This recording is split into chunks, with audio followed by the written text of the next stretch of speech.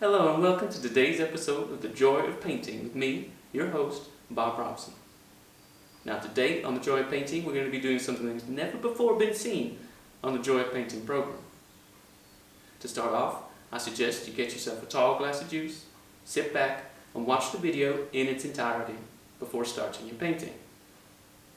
That way you will have a preconceived idea in your mind of what you need to do today.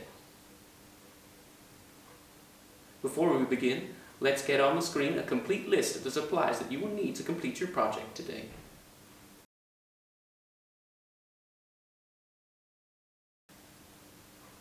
Something to make your painting easier is to use a paint palette like the one I got here. Now, you need to be careful when choosing a palette that you choose a palette which is big enough for your biggest brush, because I need to do all my mixing here. You'll notice I'd be in real heap of trouble if I didn't have a big enough palette to mix my colors, especially later on in my painting. Now, get started, shall we? I'm going to take a little bit of my blue, just pull a little bite out from the hole, and I'm going to tap my bristles to make sure I've got an even distribution of the paint. It doesn't take a lot, but I want it to be evenly spread.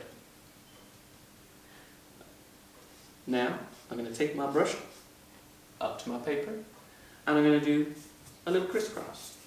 Just a little crisscross to start making a happy little sky. And I'm going to do so all the way across. And I'm going to work from the top downwards. And you can see it's really starting to have a beautiful effect.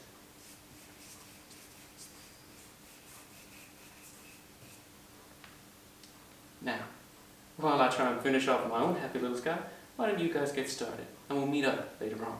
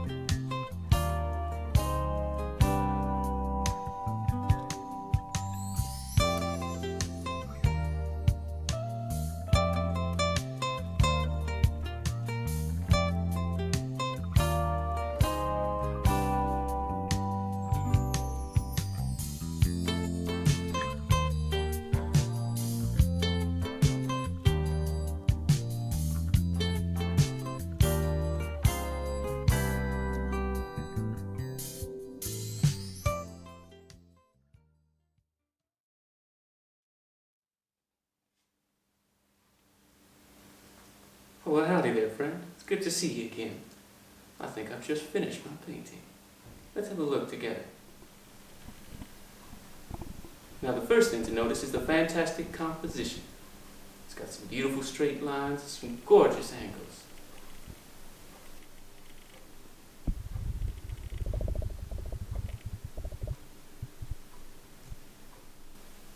You'll also notice a fantastic use of color from all across the spectrum, which I've used in a variety of ways to create an effect.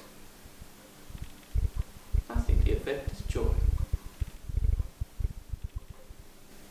Oh, what's this at the end of the little fella's hand?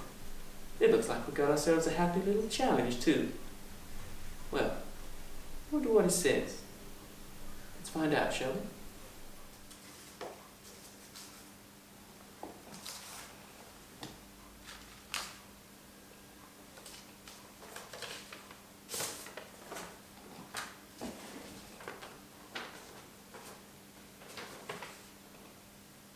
Dear Sycamoreans, a picture paints 1,000 words, or so they say.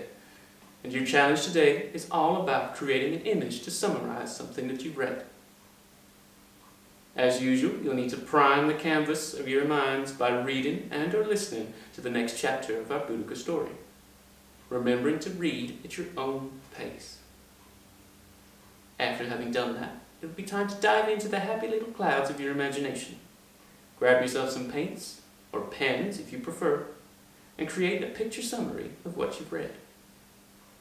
Your pack has 2 different examples you could use to guide you. What's really important is that the image, or images, help you remember what's happened. When you've finished, take some time to step back and admire your work before you have a go at retelling the story that you read yourself. But no peeking at the original. Afterwards, compare your story to the original. Did you remember everything? Did you miss out anything important? Happy painting. Oh, isn't that a lovely challenge? Fantastic. Now, Sycamoreans, I really hope you've enjoyed your time here with me today. I think you got a lovely challenge coming. It's a real fun one. And I just want you to have a go. And from all of us here, happy reading.